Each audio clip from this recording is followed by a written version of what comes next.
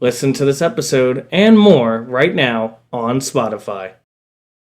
Horror movies. A simple 2 to 3 hour session of scares and gagging. Seeing Jason or Michael stalking in the background, or seeing someone with a creepy smile suddenly end their lives, are just a couple of ways that movies have adapted their scares to try and make themselves unique in the genre. Among these serial killers and weird monster movies came a different entity that the movie Paranormal Activity made extremely famous. The hidden monster, the ghost, the demon, or the unknown. Some simple names from an entity that we cannot physically see or truly understand how to handle. While Paranormal Activity would stick with the invisible monster, more movies such as The Last Exorcism and Insidious would actually show these beings. When done correctly, it can be truly terrifying. A movie came out in 2013 that broke the world. Most films that get an R rating are for violence, sex, blood, language, all taken to the extreme. But this film, The Conjuring, was different. If you have seen the movie, then you know that the film isn't gory or has excessive language. But then why the R rating? Well, for those of you who didn't know, they actually tried to get this movie down to a PG-13 rating. But the people who watched the test screening told them no. It's just not possible. This is one of the first films I have ever heard of getting an R rating, because of how scary it is. The film was a hit and had started a series, but a lot of people wonder how true the stories really are in these films. Did someone really levitate in a chair upside down? Was the clap clap game real? And did the Warrens really save a family? I am here to give you the full story of what happened back in that house. This is no longer called The Conjuring. This is now The Haunting of the Harrisville Farmhouse. This is Juby After Dark.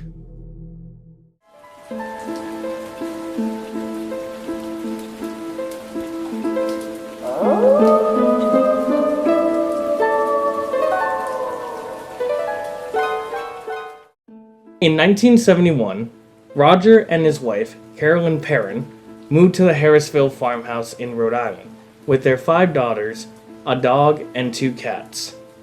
Believing that they had found their forever home to raise their family, the Perrins met up with the owner to get the keys. Once the keys were handed over, the original owner to the house told Roger one last thing before leaving. Leave the lights on at night. Almost immediately after moving in, the family started having experiences with something or someone in the house. Their 12-year-old daughter, Andrea, recollects a time that her father asked her to put a box in the living room. As she was doing this, she noticed that there was a young man in the dining room, who she greeted as she walked by. Andrea would later ask her mother who the gentleman was, and the mom said she didn't know there was a man in their house.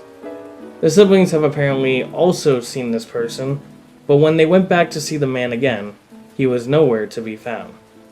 This was only the beginning of what was to come for the family.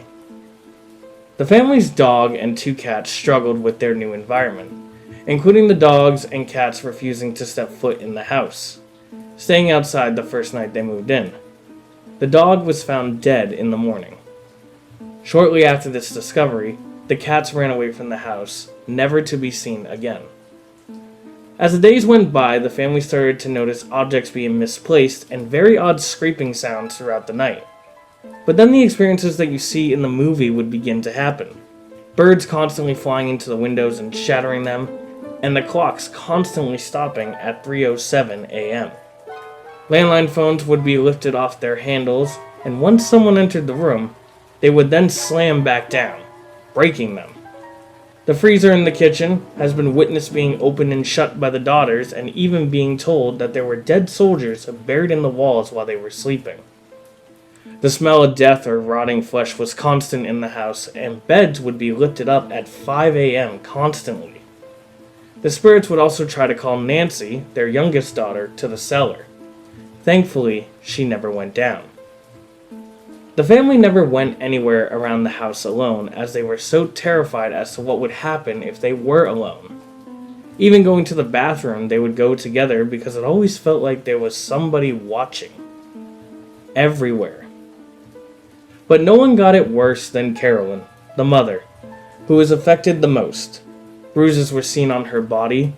She would feel like she was being slapped or pinched, or even being stabbed by a very small knife, or a sewing needle. When it was described as a sewing needle, it was believed that Carolyn was being tortured by the spirit of Bathsheba. Upon researching the farmhouse, it was discovered that multiple deaths may have occurred in the property. It is said that between when the house was built in the mid-1700s and now, that multiple women have hung themselves at the estate, as well as 2 gentlemen who froze to death during one winter. But Bathsheba is definitely the most talked about incident. Bathsheba was accused of killing an infant that was under her care. The child was found with a needle in the base of its skull. While Bathsheba was found absolved from blame, the community shunned her, believing she was practicing witchcraft and Satanism. It is believed that Bathsheba targeted Carolyn in jealousy/territorial to another woman, head of the house. As time went on, Carolyn started to change who she was, including dressing in older clothing, and her family started to get worried. Soon enough, Ed and Lorraine Warren were called. By the time the Warrens arrived, Ed and Lorraine have already started to make a name for themselves as paranormal investigators. Ed, a demonologist, and Lorraine, a clairvoyant. The strangest thing is that the Warrens were not invited by the parents. They just showed up.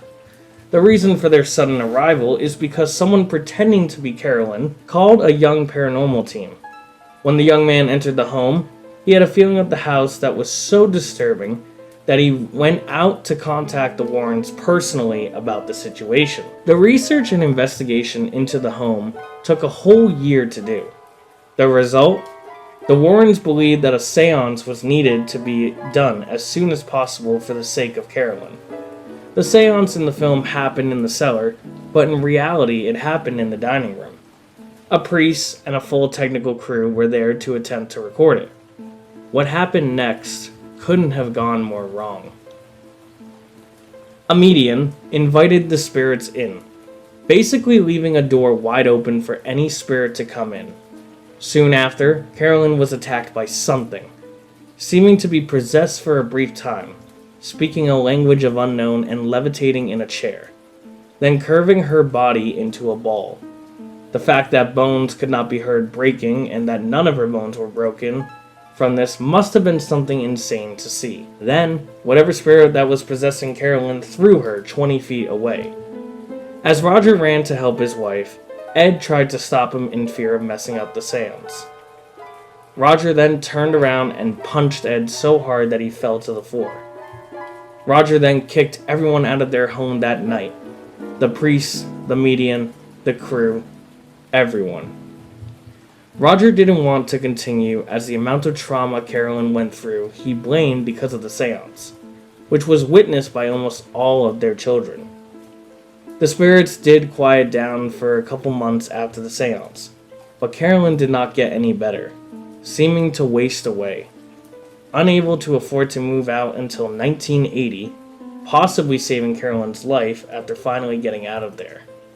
Sadly, whether the spirits followed them or not, Roger and Carolyn divorced, and soon after Roger started having episodes of his own. Their daughter Andrea has gone on record saying that when they left the farmhouse, they were hoping the spirits would have stayed behind. But with how the family fell apart, they felt their presence for the rest of their lives. Because once that seance happened, Andrea believed they formed a bond with them, one that would never be shaken. The Warrens have gone on record saying that the Harrisville farmhouse is one of the most horrifying experiences they have ever investigated. Thank you guys so much for listening/watching this Juby After Dark episode. If you are enjoying this show, then please go ahead and hit a like and the follow or subscribe button if you are interested in hearing more. I post a new episode once a month with this series. If you are interested in supporting this show, please go ahead and click on the link to my Patreon below, as this will help keep the show going and help improve it in all sorts of ways. With that being said, thank you guys so much for watching, and I will see you all next time.